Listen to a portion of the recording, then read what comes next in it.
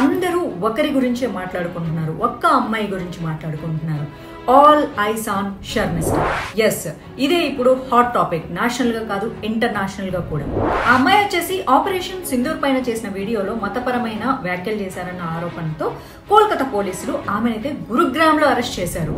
ఆంధ్రప్రదేశ్ ఉప ముఖ్యమంత్రి పవన్ కళ్యాణ్ గారు షర్మిష్ట చేసిన తప్పును ఆమె అంగీకరించి క్షమాపణ చెప్పింది. అయినప్పటికీ కూడా ఆమెపై పోలీసులు తీసుకున్నటువంటి చర్య హర్షణీయంగా లేదని విమర్శించారు. అలాగే కంగనా రనౌత్ కూడా షర్మిష్టాకి మద్దతు ప్రకటించారు. ఇంటర్నేషనల్ లో కూడా డచ్ పార్లమెంట్ సభ్యుడు వచ్చేసి గీట్ విల్డర్స్ షర్మిష్ట పనోలికి మద్దతు ప్రకటించారు. ఆమె ధైర్యవంతురాలు అని చెప్పేసి ఆయన అభివర్ణించారు. విడుదల చేయాలని భారత ప్రధానికి విజ్ఞప్తి కూడా చేశారు. సర్వే జన సుఖినో భవంతు అని చదువుకున్న మా మీద ఏమో మతపరమైన దాడులు చేస్తారు, మాకేమో మత పిచ్చి అంటారు. దీనికి మన ఓవైసీ గారు కూడా స్పందించేశారే. ఒక కూతురు ముందు తండ్రిని కొడుతున్నారు, రేపొద్దున ఆ పిల్ల ఏమనుకుంటది, హిందూ ధర్మం లేదు ఏం లేదు అక్కర్లేదు అబ్బా వాళ్ళు లవ్ జిహాద్ చేస్తే వెళ్ళిపోదాము. ఈ దేశంలో మైనారిటీలు ఎవరైనా ఉన్నారంటే సిక్కులు ఉన్నారు, జైనులు ఉన్నారు, పార్షీలు ఉన్నారు, యూదులు ఉన్నారు తప్ప ముస్లింలు డామినేటెడ్. వాళ్ళే అందరినీ అధికారం చలాయిస్తున్నారు మైనారిటీ అని పేరు చెప్పుకుంటూ.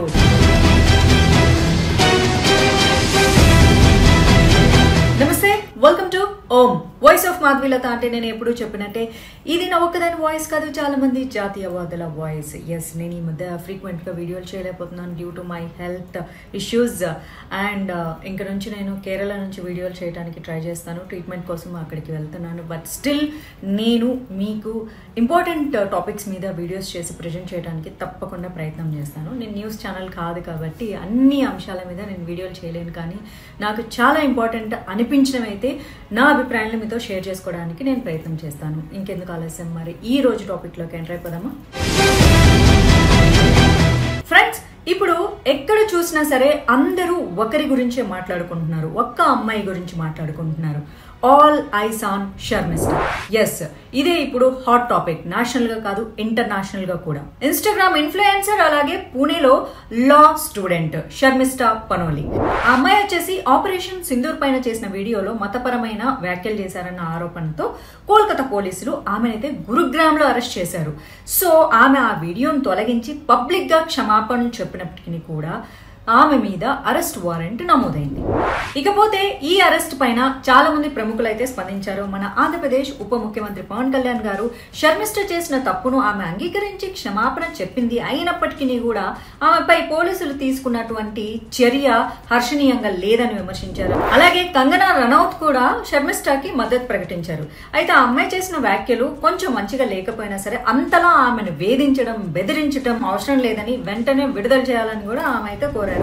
ఇకపోతే ఇంటర్నేషనల్ లో కూడా డచ్ పార్లమెంట్ సభ్యుడు వచ్చేసి గీట్ విల్డర్స్ షర్మిష్ట పనోలికి మద్దతు ప్రకటించారు. ఆమె ధైర్యవంతురాలు అని చెప్పేసి ఆయన అభివర్ణించారు. విడుదల చేయాలని భారత ప్రధానికి విజ్ఞప్తి కూడా చేశారు.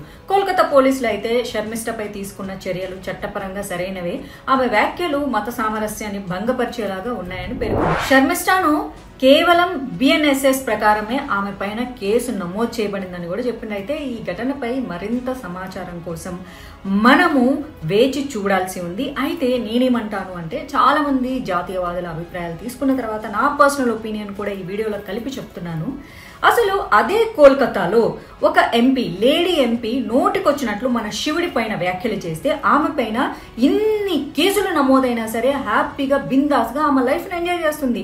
అండ్ కోల్కతాలో జరిగే ఒక్కొక్క అన్యాయాలు ప్రతి ఒక్కరికి తెలుసు. రీసెంట్ గా హిందువుల పైన దారుణాతి దారుణాలు జరిగి మానభంగాలు చేసి ఇళ్ల నుంచి తరిమేసి వాళ్ళ ఇల్లు తగలపెట్టి ఒక్కొక్కరిని నరికితే కూడా ఇంతవరకు వాళ్ళు ఎవరు అరెస్ట్ కాలేదు. వాళ్ళందరూ హ్యాపీగానే ఉన్నారు, ఎంజాయ్ చేస్తూ ఉన్నారు. నాకు తెలియకడుగుతాను, అసలు ఏ భగవంతుడు హర్షిస్తాడు ఇలాంటి అంశాన్ని? ప్రతి ఒక్కరు పొద్దున్న లేస్తే అల్లా కోసం నిజంగా అల్లా అనేవాడు ఉంటే ఇంత అరాచకాల్ని, ఇంత అన్యాయాన్ని భరిస్తాడా? వీళ్ళు జన్నత్కి వెళ్ళరు, ఖచ్చితంగా మహాపాపానికే వెళ్తారు అన్డబ్టెడ్. బికాస్ చిన్నప్పటి నుంచి ఈ సెక్యులర్ దేశంలో అందరు దేవుళ్ళు ఒకటే, అన్ని మతాలు బోధించే ఒకటే, అందరూ శాంతిని బోధిస్తారంటారు. మరి ముస్లింలు శాంతి మతం అన్నప్పుడు ఎంత పవిత్రంగా బతకాలి, ఎంత మంచిగా ఉండాలి, పక్కవారిని పొరుగువారిని ప్రేమించాలనాలి. కాఫీర్లను పొద్దున్న లేచి ఎందుకు చదువుకుంటారు? సర్వే జన సుఖినో భవంతు అని చదువుకున్న మా మీద ఏమో మతపరమైన దాడులు చేస్తారు, మాకేమో మత పిచ్చి అంటారు. ఈ హిందూ ధర్మం గురించి మాట్లాడే మాలాంటి వాళ్ళను మత తీవ్రవాదులుగా ముద్రలు వేసేస్తారు. నేను ముస్లింలని గౌరవిస్తాను, క్రిస్టియన్లని గౌరవిస్తాను, నా దేవుని నేను ఆరాధించుకుంటాను. ఎవరైనా సరే అల్లాని దూషించడం తప్పు, యేసుప్రభువుని దూషించడం తప్పు, అలాగే రాముణ్ణి, కృష్ణుణ్ణి, శివుణ్ణి, అమ్మవారిని దూషించడం కూడా తప్పే. కానీ అదేంటో ఈ భారతదేశంలో కేవలం హిందూ దేవుళ్ళని దూషించడం మాత్రం న్యాయంగా ప్రకటించేస్తారు. వాళ్ళకి ఎలాంటి శిక్షలు పడవు, వాళ్ళు అస్సలు అరెస్ట్ అవ్వరు. వీళ్ళ దేవుళ్ళను ఒక చిన్న మాట అంటే, పాపం మా అమ్మాయి షర్మిష్ఠ ఓకే ఏదో ఆవేశంలో లా స్టూడెంట్ కొంచెం ఓకే మొహమ్మద్ ప్రాఫిట్ గురించి ఏదో మాట్లాడిందంట, మాట్లాడడం తప్పే, చిన్నపిల్ల కదా, ఆవేశం ఉంటుంది కదా. దీనికి మన ఓవైసీ గారు కూడా స్పందించేశారే.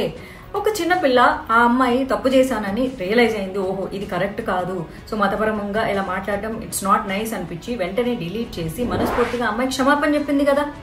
ఎంతమంది ముస్లింలు, ఎంతమంది క్రిస్టియన్లు హిందూ దేవుళ్ళని తిట్టి క్షమాపణ ఒక్కసారైనా చెప్పారా? ఎవరో ఒక్కళ్ళో ఇద్దరో అరా పరకా చెప్తూ ఉంటారు, వాళ్ళను హిందువులు నిండు మనసుతో క్షమించేస్తారు, ఇట్స్ ఓకే అని చెప్పేసేసి. అసలు వాళ్ళ మీద దాడులు కూడా చేసే పరిస్థితి ఉండదు. ఇటు చూసుకుంటే మొన్న తెలంగాణలో, ఇటు చూసుకుంటే ఆంధ్రప్రదేశ్లో హనుమాన్ శోభాయాత్ర చేస్తూ ఉంటే ముస్లింలు అక్కడ పక్కన మసీదు ఉంది అంటే ఇంకా రోడ్డు పక్కన గుళ్ళు ఉంటే మీరు ఇష్టం వచ్చినట్లు చేయొచ్చా? కానీ మసీదులో ఉంటే రోడ్డు మీద, రోడ్డు ఎవరిది? అది గవర్నమెంట్ రోడ్డు. గవర్నమెంట్ రోడ్లో కూడా వెళ్తే పోలీసులు కుక్కలు కొట్టినట్లు కొడుతున్నారు శోభాయాత్రలు చేసే వాళ్ళను. ఒక కూతురు ముందు తండ్రిని కొడుతున్నారు. రేపు పొద్దున ఆ పిల్ల ఏమనుకుంటుంది, హిందూ ధర్మం లేదు, ఏం లేదు, అక్కర్లేదు, అబ్బా వాళ్ళు లవ్ జిహాద్ చేస్తే వెళ్ళిపోదాము, వాళ్ళకి ఈ దేశంలో పవర్ ఎక్కువ ఉంది, వీళ్ళు వచ్చేసేసి మతం మారిపోతే సరిపోతుంది, వీళ్ళకు పవర్ ఎక్కువ ఉంది, చూసారా హిందువుల శోభాయాత్రలు చేస్తుంటే ఇలా పిచ్చ కొట్టుడు కొడుతున్నారని రేపు పొద్దున అమ్మాయి మతం మారిపోవడానికి పోలీసులు కారణం అవ్వట్లేదా? లేకపోతే ఈ మౌనంగా ఉన్నటువంటి సోకాల్డ్ సెక్యులర్ హిందువులు కారణం అవ్వట్లేదా? ఏమన్నా అంటే మా వీధిలో జరగట్లే, అరే దిస్ ఇస్ ఆల్ బుల్షీట్ రే, ఎక్కడో ఒక చోట జరుగుతుంది, it's all nonsense ridiculous bullshit, అట్లాంటివి ఏం జరగట్లేదు, మీ అందరికి మత పిచ్చి పట్టింది, you guys are like oh my god, you guys are so religious, you are so communal అని మాలాంటి వాళ్ళను నోటికొచ్చినట్లు మాట్లాడతారు.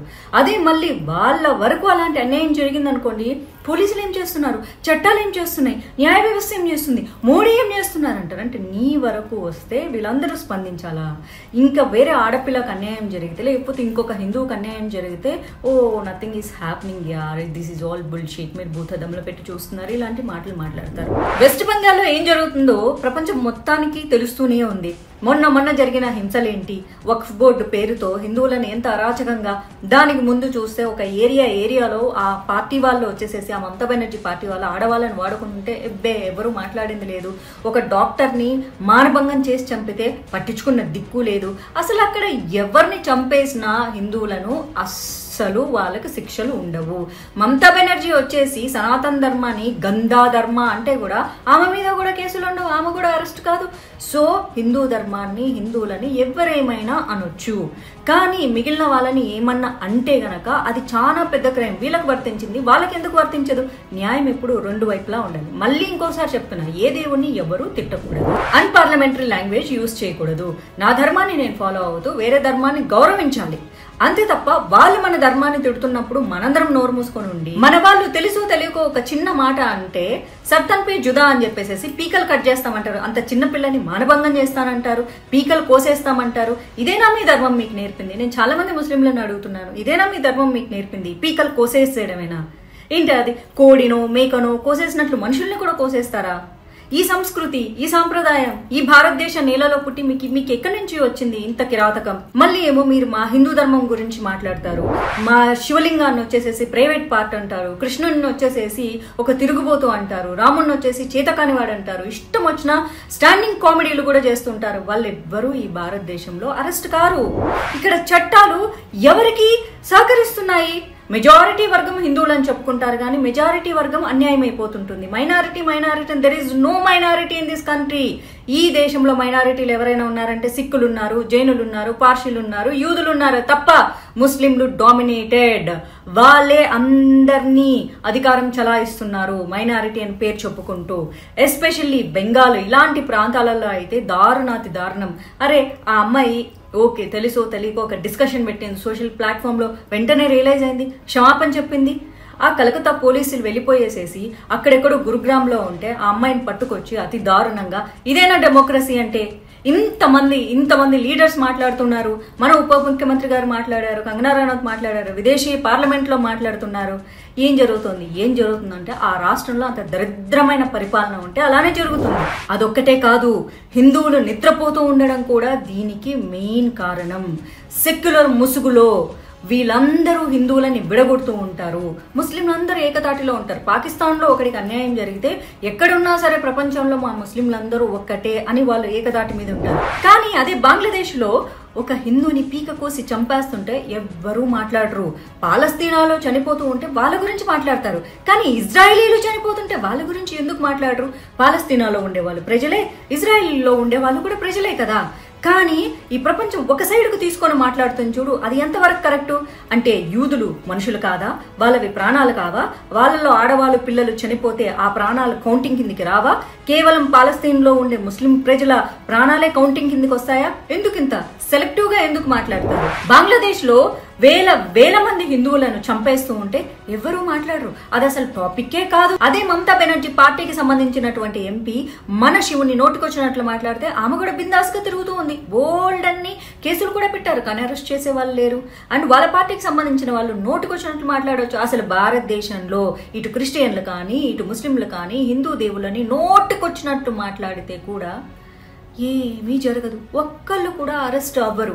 కానీ బై మిస్టేక్, పొరపాట్లో, ఫ్లోలో ఒక చిన్న మాట మొహమ్మద్ ప్రాఫిట్ గురించి అంటే పీకలు కోసేస్తామంటారు. ఏకంగా నిజంగా ఆ కన్హయ్య అనే ఆయన్ని, పాపం ఒక టైలర్ని పీక కోసారు కదా. ఇదేనా ఈ భారతదేశంలో డెమోక్రసీ? డెమోక్రసీ అంటే అందరికీ సమానంగా ఉండాలి. ఇప్పుడు ఆ శర్మిష్ఠను 14 days రిమాండ్కు పంపించడం జరిగింది. అయినా నాకు అర్థం కాక అడుగుతాను, కోర్టులు కూడా ఒక్కొక్కరికి ఒక్కొక్క రకంగా మాట్లాడతారు. ఇంకొక అమ్మాయి జై పాకిస్తాన్ అంటే ఆ అమ్మాయికి మాత్రం ఫ్రీడమ్ ఆఫ్ స్పీచ్ కింద పాపం బెయిల్ ఇచ్చేశారు. ఈ అమ్మాయిని మాత్రం 14 days రిమాండ్లో పెట్టారు.